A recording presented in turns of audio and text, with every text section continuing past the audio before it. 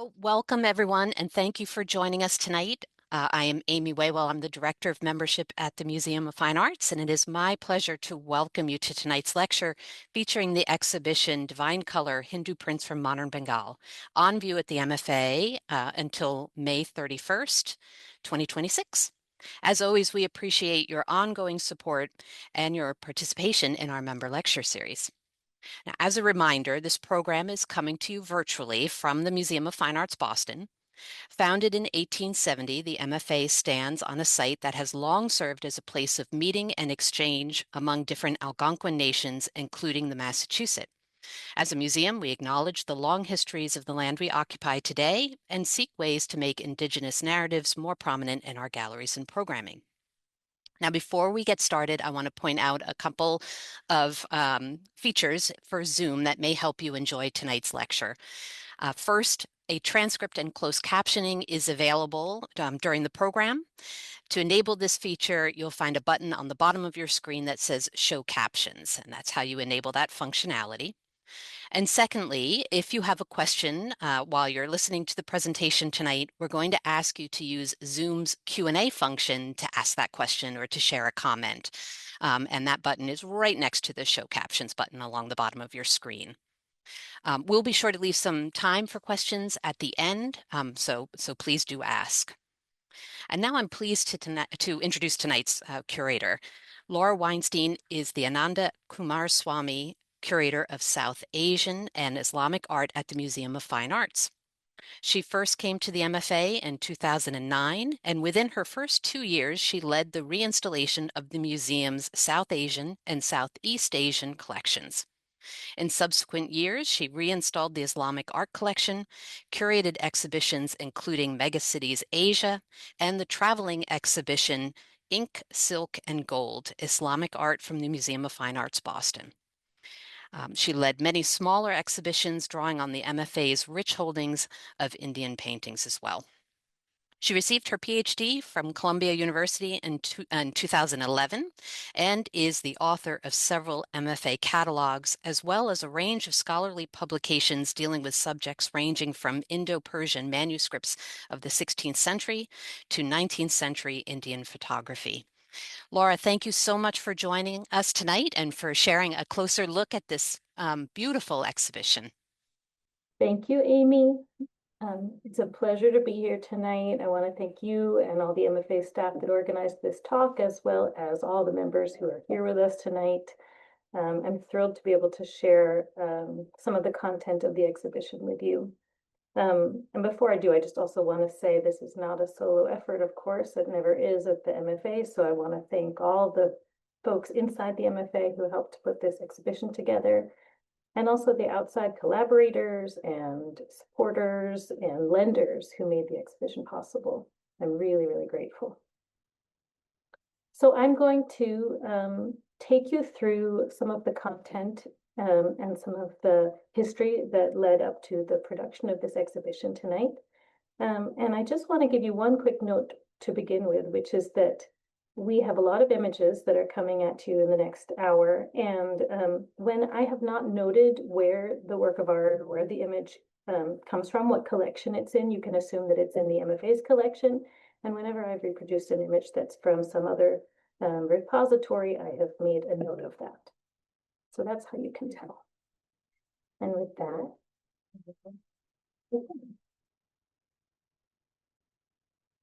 so tonight I'll be speaking, as you know, about this exhibition, Divine Color, which opened at the end of January, and I hope many of you will get a chance to come to see it.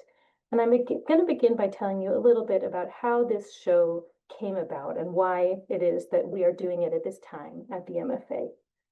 The story begins in 2011 when the MFA acquired the 5 lithographs that you see here on the screen. These are works from about 1880 to 1900. Some are black prints, hand-colored, and others are color prints. We acquired these, as I said, in 2011, and at that time, we were just beginning to look at developing a collection of printed material from the Indian subcontinent. And let me just pause for a minute in case people aren't familiar with different printmaking techniques. These are lithographs specifically, and what that means is that they are works in which an image is painted on a stone, like the one you see on the left of the screen, and it's painted onto the stone with a very specific type of ink. After which a series of chemicals are applied that really fix the image that's painted into the stone and make it so that the image areas of the stone attract ink, so that when the stone is passed with a piece of paper through a press, like the one you see in the bottom right, only the picture areas of the stone transfer ink onto the paper. So let me just restate that maybe a little more clearly. The process makes the picture area of the stone ink loving, and all of the other areas of the stone kind of ink repelling, if you will. And so when you roll ink onto the stone, only those picture areas hold the ink. And therefore, when you put the paper down on top of the stone, just that picture is transferred. And to make a color print like the one you see in the center of the screen, you need a separate stone prepared for each color. They're layered upon one another, the colors. This process, although it is complex, and you can see in the upper right that it takes a number of different people doing different stages in order to make a lithograph. Nevertheless, thousands of prints could be made from a single stone. And that really meant that when this process was developed, and I should say it was developed in the 1790s, first in Germany, that it really allowed images to be made much more cheaply than ever before. It allows for a tremendous amount of detail, and as you can see, also very brilliant color. So it was a new and exciting means of sort of early mass reproduction of images. Now, why did we want to bring lithographs like this into the MFA collection? One of the reasons is that the MFA is known for having one of the most important collections of South Asian art in the United States. We were the first museum to collect Indian art in a formal way and have a section devoted to Indian art. And that was basically founded in 1917 when Ananda Coomaraswamy, a half Sri Lankan, half English scholar, came to the MFA with his collection and founded this section. So we have strengths here in ancient sculpture, medieval sculpture, and also paintings. But Coomaraswamy, the founder, whose picture you see on the left, although he spent time in Calcutta and he was friends with the famous Tagore family, who you see him resting with in the print in the center, his focus was not on the types of prints that were being made in Calcutta at the time he was there. No, he was much more focused on ancient sculpture and also on paintings like the one you see on the right. So acquiring prints like this was a way to expand the collection in a new direction. And we were able to take this one step further in 2017 and expand the collection still further to form a group of about 80 lithographs. That is one of only 2 collections of these early Hindu lithographs from India in an American museum. Now, just to step back a minute from this sort of origin story for the exhibition, one term that it will be useful for you to all put in your mind is the concept or the name calendar art. That is just one of many phrases that people use to refer to printed images like these that show Hindu gods and goddesses in brilliant colors and often in sort of fantastic scenery. This is sort of a genre that is well known today, and that the lithographs in our collection are really show the emergence of that genre from its very, very roots. It started out in a couple of different regions, but the earliest places were in Maharashtra and in Bengal, and gradually it became a pan-Indian phenomenon. Now, why is it called calendar art? I want to show you an example that's on my wall, which is a calendar from, I think it's 1962, no, 1961. The reason that it's called this is that after this type of printed image of the gods and goddesses became popular, people began to put them onto calendars, and then businesses very commonly have for a long time and still do hand out calendars around the time of the holiday Diwali. And so these images became so associated with those calendars that they are now often referred to as calendar art, although that's certainly not their only name. So as I'm beginning to try to share with you, this genre of image is something that you see very widely in India today, and it was a big part of visual culture throughout the 20th century.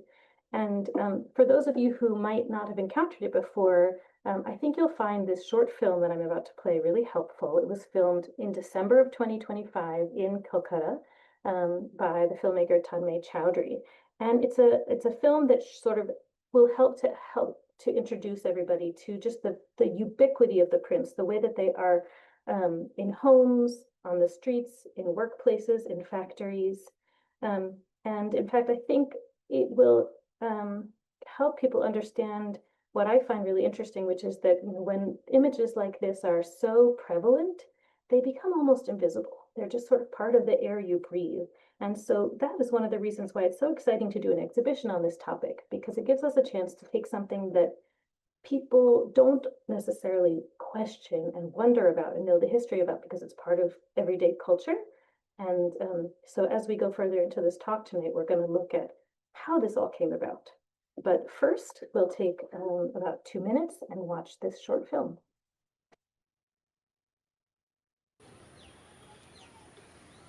सर्वमंगल मंगले शिवे सर्वार्थ साधिके शरण्ये त्र्यंबके गौरी नारायणी नमोस्तुते नमोस्तुते नमो नमो दुर्गे सुखकर्णी नमो नमो अम्बे दुखहरणी शरण्ये त्र्यंबके गौरी नारायणी नमोस्तुते.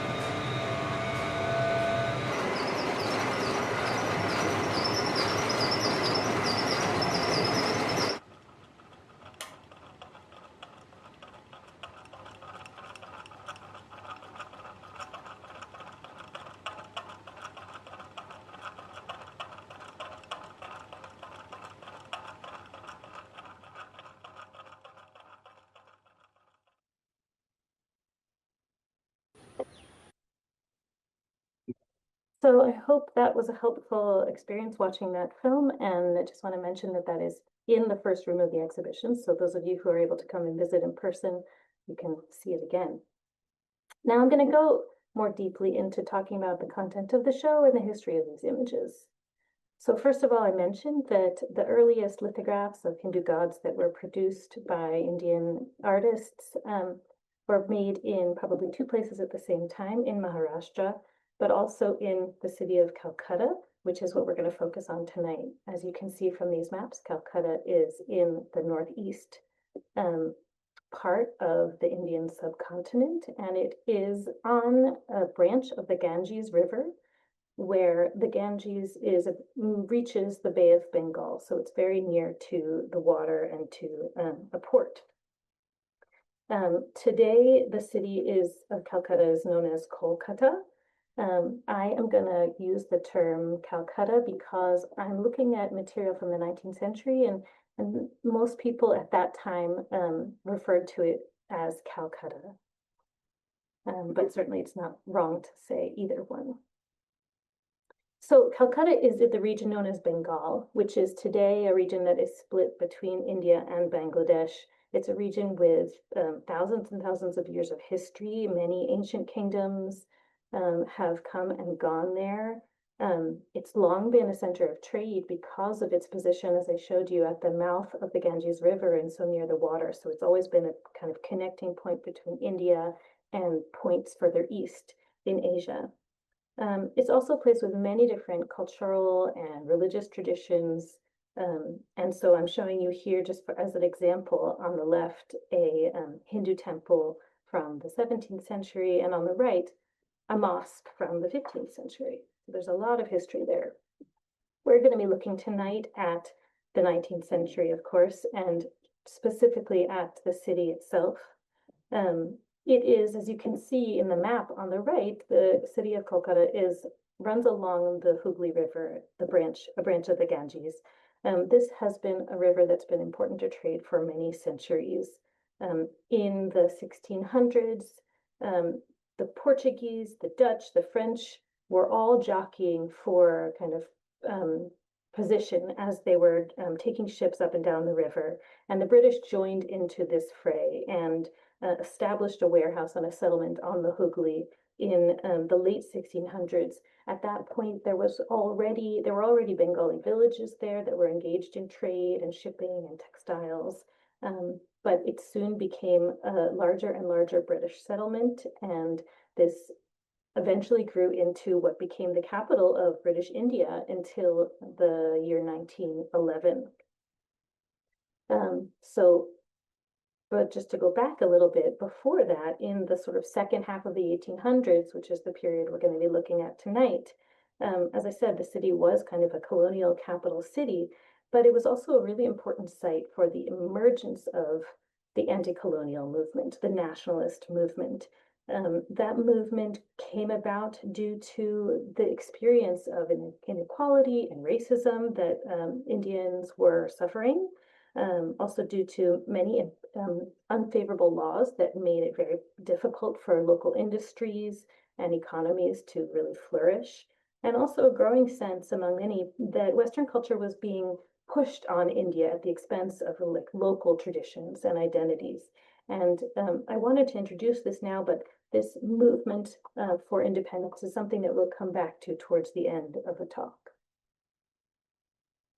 So in Calcutta, in the period that we're examining, in the 19th century, Hindus who wanted to take a souvenir home from a visit to an important Hindu temple, or who wanted to have an image that they could use in their home or in their shop or workplace for daily religious practice, could go to the marketplace and find many different types of beautiful objects that were relatively affordable and that could be used for these purposes.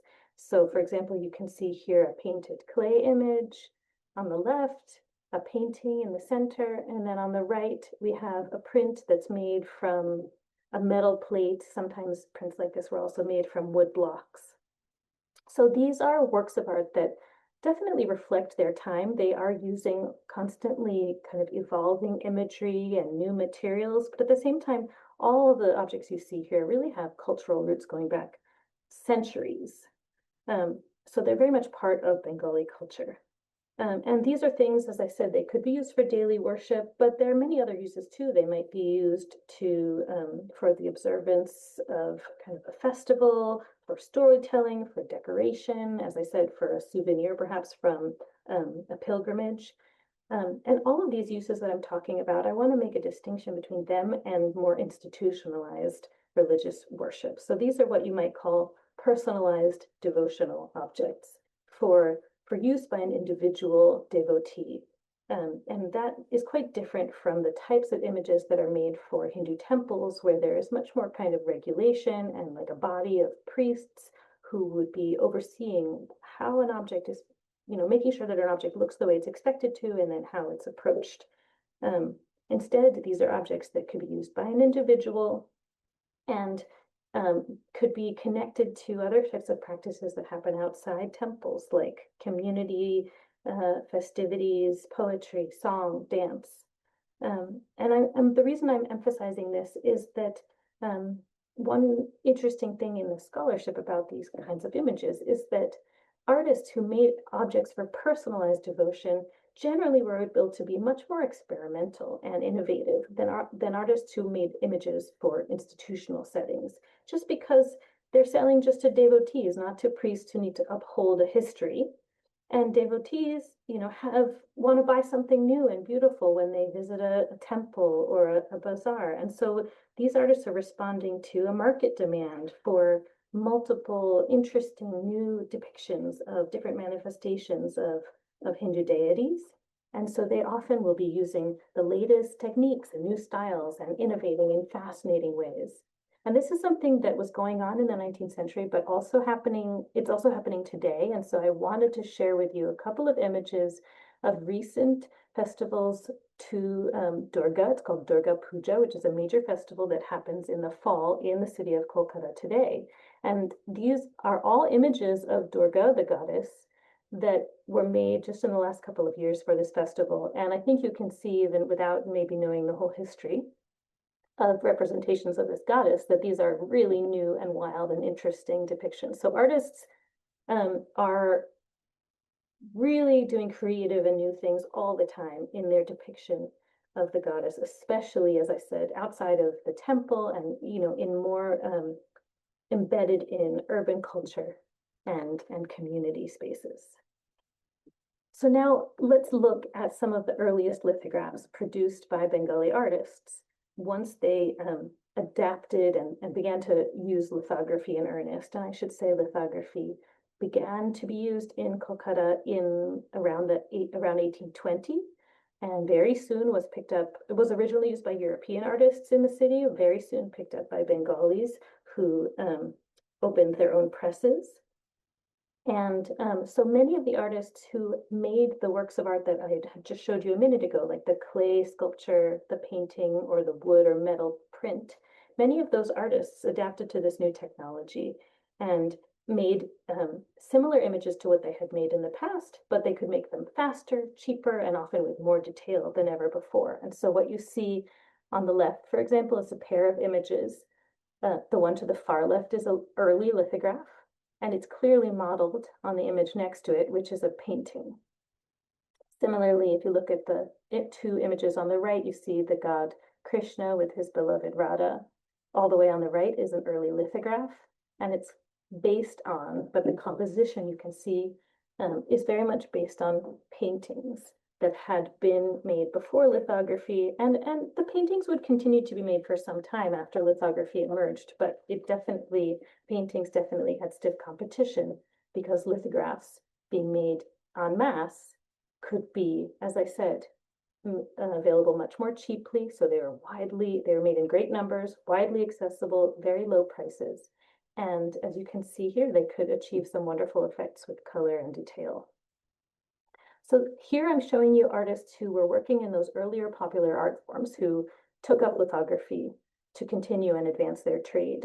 We also see in this early period artists with a different type of training entering lithography. And so here I'm showing you on the right a lithograph made by the Calcutta Art Studio. And this was a press opened by artists who were trained in the colonial art school. And so in that context, they learned lithography alongside a number of other facets of Western art, basically, genres and techniques and approaches to the landscape, perspective, three-dimensional modeling. And so they brought a lot of realism or a taste for naturalism into their depictions of Hindu gods and Hindu stories. So here what you're seeing is the story of when the god Krishna quickly turns into the goddess Kali. And this is a story that had been told in popular arts in Calcutta for a very long time. So on the left, you're seeing an older style painted version of this story. And you can see the images are large scale. It's a vertical orientation of the page, and you have this bright, bold, relatively little detail image, no background. On the left, I'm sorry, that's on the left, that's the painting. But on the right, you see a very different depiction of that story in which they've set the action in a deeply recessed, very highly detailed background. And so this is a very different type of depiction of the story. And it's one that's using kind of all the tricks of Western naturalism to kind of transform the story into something that almost looks like a Western history painting. It could be a scene of a biblical scene, for example. Now, these artists who had this Western art training also eventually adapted to the local kind of market demand for images that had these large-scale figures and that followed compositions that had long been popular in the prints and painted and clay images. So, for example, here you see that same press that we just looked at, the Calcutta Art Studio, making an image of the goddess on a perna that's much closer to the painted kind of prototypes than here. Just so I'm going back again. Here you can see they're really trying something very new and much more westernized. Here I think we see them adapting a little bit more to the types of compositions that people are expecting in the city, although still you can see they've given this subject a lot of depth and a very detailed background. So we still are seeing this kind of sort of traditional iconography and image type really being radically reimagined using the tools of lithography. One of the reasons I think that this added level of depth and detail was actually very popular among Bengali audiences is because it made the gods seem even more three-dimensional than they ever had before in a flat image. So you can see some work to kind of give shading and rounding of the forms in the painting on the left, but there's a much greater sense of that I think you can see in the lithograph, where there's so much care to make the forms and the bodies of the gods seem rounded and have depth, and they look very natural. And this was probably really impactful for 19th century devotees who would have been excited to see these and to feel that when they use a print like this in a devotional setting, they could actually feel that the god is in some way kind of fleshed out, immediate, maybe even present. And we can get into that in a minute, like in what way the god might be truly present in an image like this. So eventually, the artists with this different training that we've been talking about kind of converged on making highly colorful prints in which, for the most part, the gods are not set in a deeply recessed narrative scene, but actually really mostly posed kind of frontally, looking out at you, the viewer or the devotee. And these are images that really supported an intimate connection from the viewer. In fact, calling somebody who uses and owns one of these prints a viewer doesn't really do it justice. It's more like the devotee or the user, because a print like this, with its color and with the god looking out at you, is really one that is supposed to evoke an emotional, kind of devotional, very intimate sense of connection between the person who is the, let's say, user and the image, the god themselves represented there. And I think color, which you can see artists really experimenting with here and using in wonderful ways, it didn't need to be naturalistic. The goal was really to give the images impact, to amplify this feeling of connection and presence that these prints could enable.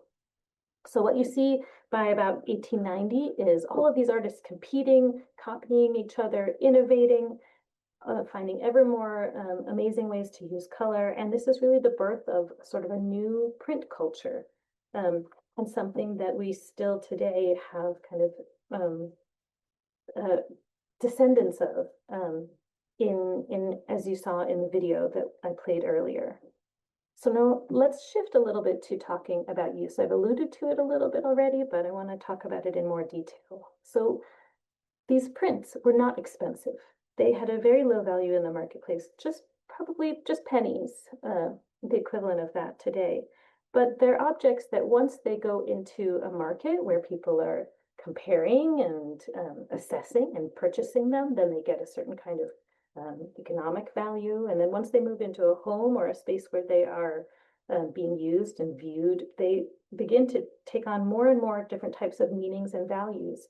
And so one thing that's really interesting about these is that whereas in Western and European art history, there's been a long tradition of seeing prints as reproductions that are kind of slowly you lose the aura of the original work of art as you reproduce it more and more times. In this context, it seems that reproduction really isn't felt to reduce the potency of the image or its authenticity or its ability to give the devotee like a really direct access to the divine presence. So these may be prints and they may be reproduced en masse, but they retain that connection to the God who's represented there. So when an image like this is put in a shrine, like the one you see in the center of the screen here, a devotee can do worship with it. It's called puja, and really have access to the God themselves through the print, yes, through the print. So, for example, they may pray, offer prayer. A devotee could put a garland on a print, anoint it with a tilak mark, and burn incense. All of these things are ways that someone could, in a really physical way, engage with a printed image like this and thereby engage with the God. And this could be done at home, but it's not only for kind of private use. It could also be done in a workshop, in a factory, in a store. And you find this across, especially in the 19th century, but even throughout most of the 20th century, you'd see this across class, across caste, across region and language. As you could see today from the range of images in that film, this is not located only, the use of this type of imagery is really not located only in one small segment of the population. Generally speaking, people take these prints and bring them into community or home spaces, and as you can see in the photograph, combine them with other printed images, with small sculptures, with candles, with lamps, and so there's a kind of a customizable nature to the prints. The one on the right in this image, you can see actually probably could have been cut up into four. You see it has four different compositions, and somebody could have easily framed each of them, or framed some of them and hung some of them differently. But the devotee really has the ability to use the prints however they feel works for their own particular sort of practice. So to quote a scholar of religion who's written about these prints, I think, and we'll sort of sum this up, he says, contemporary Hinduism is inconceivable without calendar icons. So I hope that gives you a sense of how much these prints have become a central part of devotional Hindu practice outside of the temple. And that is really a big part of the meaning that they carry. But I do want to extend this a little bit to talk about how there are other ways to engage with them. And that one of those ways is storytelling. As I worked on this exhibition, I spoke with a lot of Bengalis, both in Calcutta and also in the Boston area, and often heard about how people engaged, especially with elders of their community, engaged with printed images through listening and telling stories. And stories that are represented in the prints in the 19th century might also be experienced by people as through live performances or communal worship or acted out in processions. So somebody coming to a print like this may have experienced the story already in those other spaces, and then they kind of carry all that experience and all those meanings with them and transfer that onto the print.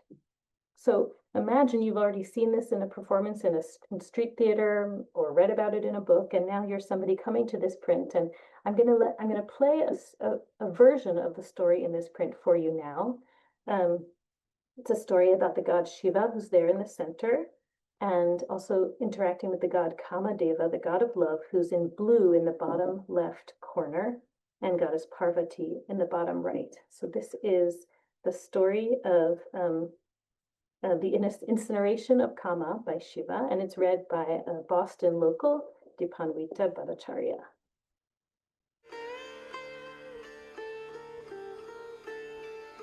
The world was in crisis, overrun by a demon named Taraka, who was making the lives of the gods miserable. They learned that only one being had the ability to defeat Taraka, a son born to the great god Shiva. However, Shiva was committed to ascetic discipline. There was little chance that he would break his focus on meditation long enough to father a child. So the gods needed a plan. Indra resolved to send Kamadeva, the god of desire, to arouse desire in Shiva for the goddess Parvati. Naturally, Kama was afraid, knowing that Shiva was unconquerable and that such schemes often result only in one's own destruction. At first, Kama sought to agitate the mind of Shiva with emotion. He thought, anger follows hatred. Envy, powerful friend of desire, puts non-attachment to flight and destroys resolve. After agitating his mind, I will place pleasures before Shiva's senses. Seeing him seated among the trees, with black bees buzzing all around, Kama entered Shiva's mind through an opening in his ear. Immediately, Shiva began thinking about Parvati, and his deep state of meditation was shattered. Knowing he had been tricked, Shiva plunged himself back into his state of deep concentration. Kama withdrew. Kama then sent a mango blossom arrow to strike the heart of Shiva. Feeling passion rising, Shiva knew his emotions were beginning to take control. Filled with anger, he opened the third eye and saw Kama. Sparks flew from his third eye, and Kama was instantly reduced to ashes. To prevent the whole world from being burned up, Shiva distributed the fire of Kama part by part. In the mango tree, in honey, in the moon, in flowers, in black bees, and in cuckoos. Ultimately, Shiva did father a son named Kartikeya, who went on to defeat the demon Taraka and end his reign of terror.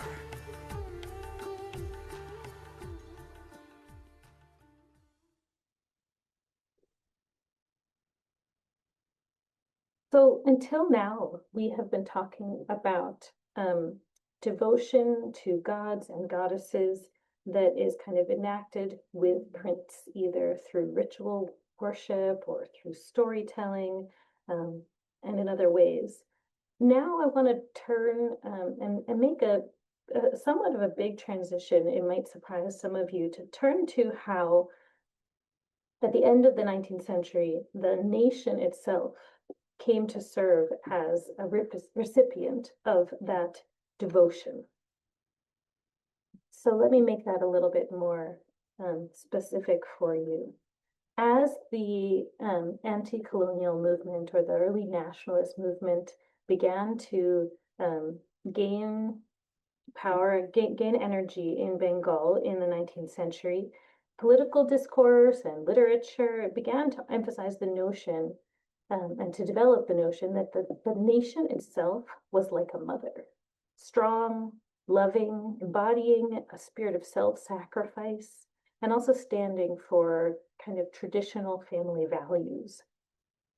At the same time, Hindu goddesses in this sort of similar kind of sphere of literary discourse and politics, Hindu goddesses also began to carry some similar associations. So there's a very important, famous Bengali novel called Ananda from 1882, in which rebel fighters who are seeking to resist oppressive rulers worship a goddess that they call Bharat Mata, or Mother India.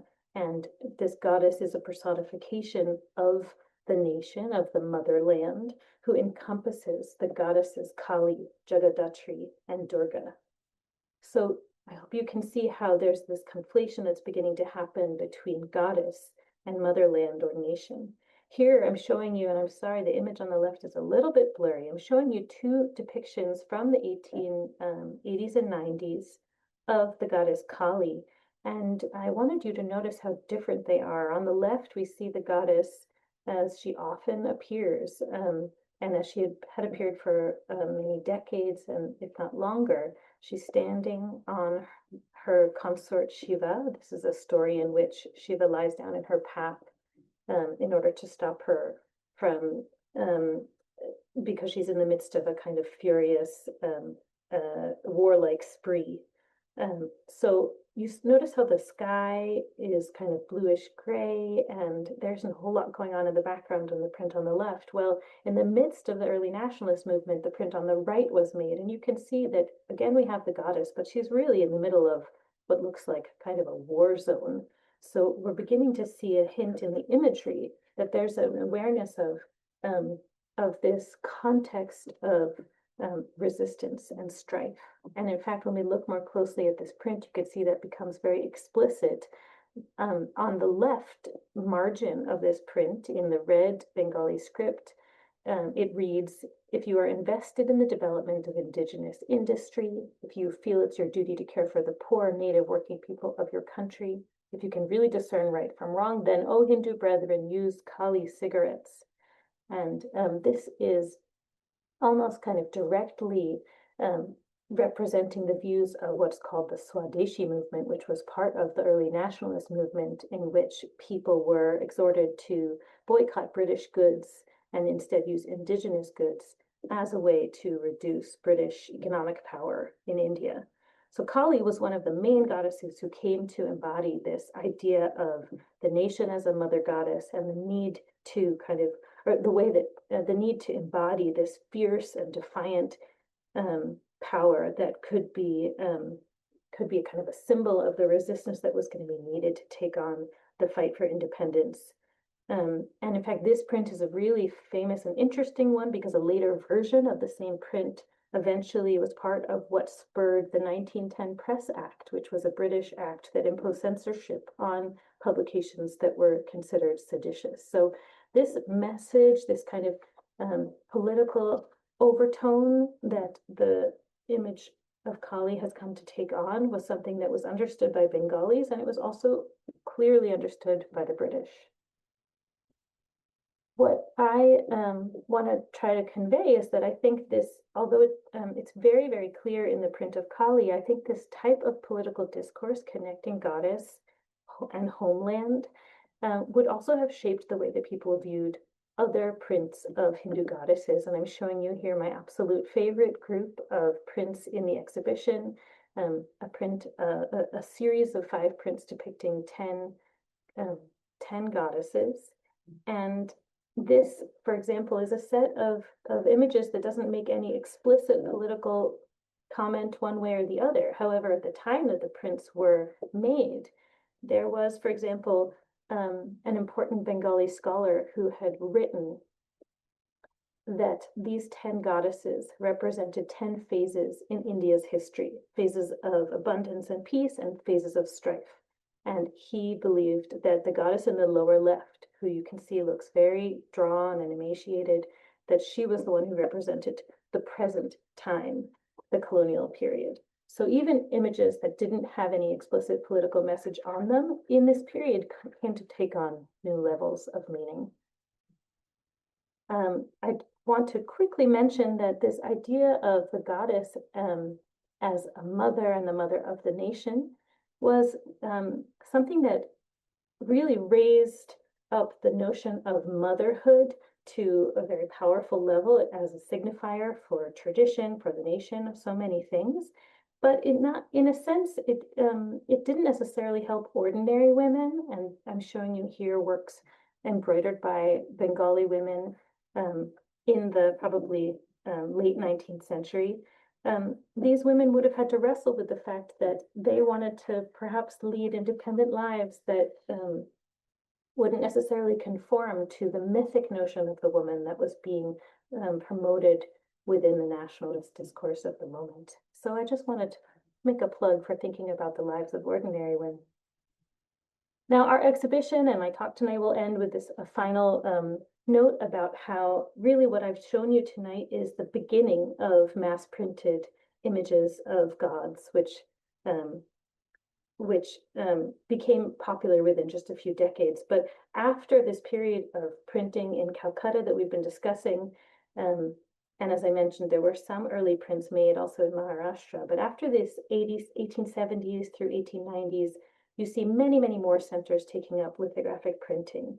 And so new centers of printing that engage with new, and other visual cultures, other religious communities. And so print really spreads like wildfire in the 20th century and gets put to all kinds of new uses, decorative, political, commercial, so many things. And today, presses continue to produce actually millions of prints every year that are shipped really around the world. Our final installation in the exhibition is a fantastic room that we created in collaboration with the nonprofit that is called Tasvirgar, and I encourage you all to look for it. They provided us with the selection of images you see here that show that wide range of uses to which lithography and later printing methods were put in the 20th century. And what you see here really is print being used for many different purposes. And you also see, I think, in a sense, you see the plurality of India itself and the multiplicity that is both part of print culture, because you're making multiples and so many people can get their hands on this technology and make things with it. But what you're also seeing is the kind of multiplicity of South Asia itself, which is such an inherently multi-religious and multi-ethnic and multi-everything place. I will just end by saying that I think it's inspiring to me, the idea that anyone really today especially can make a print and you can distribute it on your own. And it's a space where you don't need an institution of culture or power in order to do that. And what that means is that print is this really fertile space in cultures in which all kinds of ideas can be shared and promoted. But what that means is it's also equally powerful, like the way that we as consumers buy and use and look at prints. And so I'll just leave you with one question, which I would love you to entertain, which is, what about you? What kinds of images do you view and consume on a daily basis? And what do you know about the history of these images? How do they shape what you think, what you do, and who you are? And with that, I will close. Thank you very much. Thank you very much, Laura. Thank you so much for that great talk. It's no surprise that it's generated all kinds of positive comments that have been coming in while you've been speaking, and a few questions as well. So we'll take a few moments to answer as many as we can. First up was somebody is curious. You mentioned at the beginning of the talk that there are a couple of museums in the United States that have large holdings of Indian art. Could you share where else people can find this kind of content or these collections? Was the question about Indian art in general or early prints? Large collections of Indian art. Indian art. Okay, so I would say some, just off the top of my head, some of the most important collections of Indian art in the US would be the Smithsonian in Washington, the Metropolitan Museum of Art, of course, the Art Institute of Chicago, and maybe the LA County Museum of Art. So those are some good places to start if you want to explore. Great. Set people's travel itinerary. Another question about more contemporary Indian prints. So member comments that they've seen prints like these in shops and markets in southern India. And would the MFA consider collecting more recently made examples, or does the rarity and artistic quality of older examples make them more suitable for our collection? That is a great and very difficult question. And so I don't totally have an answer for you. There is something about the distance, the works of art that I'm sharing with you are made, more than 100 years ago. And museums like this one, although we do collect contemporary art, contemporary visual culture of our own time is not always collected in fine arts museums. So there are some subjective borders that we draw that always need to be questioned. So I can tell you that right now I am not currently, although I own some wonderful little pieces of contemporary calendar art that I have on my desk for Yeah. inspiration. Right now, we're not acquiring them for the collection, but maybe one day. Excellent. Um, Another member is asking a question about how the pieces are made today. So right at the end of your talk, and I know it from having been in the exhibition earlier earlier today that it's at the end of the exhibition where we talk about more modern presses. But the question is, how are calendars and other pieces made today? And I wonder if you could share a little bit about when that stone press technique, how long did that last? When did the more modern technology start to become more prevalent? To give folks an idea. Yeah. So I think lithography um, gave way to photo offset printing around the 1930s. So it has maybe a roughly half a century or so of kind of being a dominant mode, but then Right. by the 30s, they are starting to use methods that combine it with photography.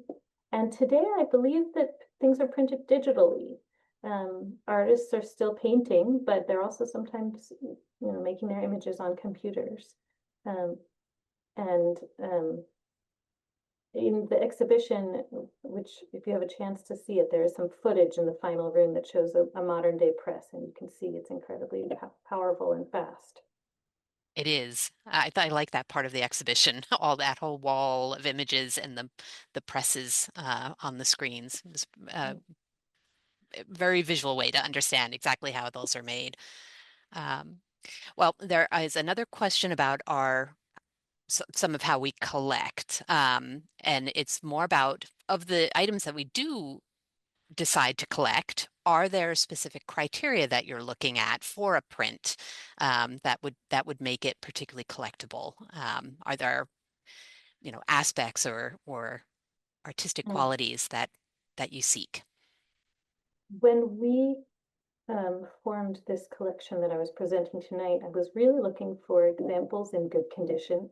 So as few tears and holes as possible and not too faded if it was a color print. And, I think that that is the one thing that's interesting to remember is that the prints that survive from this early period of the 1880s or 90s are some tiny, tiny fraction of what was originally produced because, as I shared in the talk, people using them wore them out. There's a wonderful phrase Right, in the literature, the prints like these would be cherished to oblivion. So most of the ones that got used didn't survive. We tend to look for ones that are in almost pristine condition because the values of a museum like this one, we want things in good condition, and then we'll try to keep right, them in that condition. But that means generally that what we collect is ones that have never been used, but for some reason were tucked away on a shelf or in a closet and never got used by a devotee. Um, so I recommend if you're looking to collect that you also look for good condition because that's something that will help it stand the test of time. right. And I imagine that those pieces are rare, if they're used Today, to yeah, oblivion, right? Yeah, yeah, I think that's one of the fascinating things about this subject is that when they were new, they were very, very cheap and there were many of them. Today, it's sort of the opposite. There are very few that survive, and as a consequence, their value has gone up quite a lot. yeah. We have a question about some of the images themselves.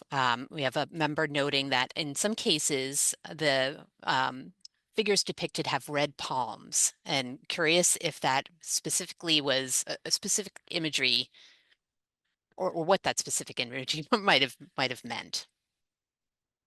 That is something that I've been meaning to look at in more detail myself. I think it might be that it is kind of connected to similar to the use of henna today for special occasions and special figures, the staining of hands and feet with henna. And I think it's that kind of an auspicious ornamenting of the body. That would make perfect sense, actually. Yeah. We actually have a couple questions about this topic. There do, doesn't seem to be many, instances where specific artists are noted, and that prints are either done by a studio or by a group. Was that typical? Was there ever an occasion where a specific artist was known for these kinds of prints or noted? Yeah, that's a good observation. So certainly we know the names of presses because they're printed on the prints often. Um, the prints will often have the address and the name of the press.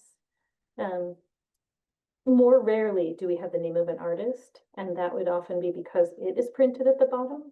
I think as more scholarship is done on this material, we'll get more names of Bengali, specific Bengali artists who were involved in the making of the prints. Right now, we don't know too much about the individual artists, but certainly as the 20th century progresses, you find that artists really become famous as kind of calendar artists who make their career making these kinds of images, and so they become kind of more known as individual artists, whereas in the earlier period it's more just the presses. Interesting. So we still have some questions coming in. Give me just one moment here to get caught up. um, were lithographs of astrological charts, geometric forms of the gods, also painted in mass in this same way? Lithographs, say that again. Lithographs of Lithographs of astrological charts, or I guess were there other subjects of these I kinds of see. lithographs? Um, yeah, so I'm glad that was asked actually, because lithography was used um, for other purposes. These early presses that I'm talking about often also made images of important literary or cultural figures or even political figures, so portraits in lithograph. Um, Mm-hmm. and then, lithography was used for book illustration. It really did actually have a lot of uses, and which makes sense because it was a kind of versatile way of reproducing any kind of image, and even for some texts. Terrific. Let me see. We may have time maybe for one more question as they come in. Let's see. So here's one last question here at the end. You talked about the British training of artists and how that created different styles. During the period of Swaraj, I may be pronouncing that incorrectly. I hope you I hope you know what I mean. Was there a desire from buyers or a move from printers to make prints more in a traditional style and less impacted by the British style? So yeah, that's a great question. So the there were disagreements of opinion. So in the time that these prints were made, there were people writing and saying these are too westernized. There were other people writing and saying we should we should have all of our images of gods and goddesses produced in Europe because those are superior. So there was a difference of opinion. And this kind of debate was certainly raging up until the very start and during the early period of Indian modernism, especially in Bengal, where artists um, really looked to sort of quote unquote traditional forms of Indian art and really rejected that westernization. Artists like Tagore, Nandalal Bose, some of the real pioneers of Bengali modernism. It's an Wonderful. interesting subject. You could have many lectures just on that. Just on that alone. Well, I'm glad you mentioned lectures because I know that there are some lectures associated with this exhibition. So for members and folks in the audience who are looking for more information about this subject or about this exhibition, I encourage you to check out the museum's website to learn more about it. And Laura, I believe those begin even tomorrow. I think that is the first lecture, if I'm remembering correctly. So coming up very soon for folks that want to learn more or engage more deeply on this.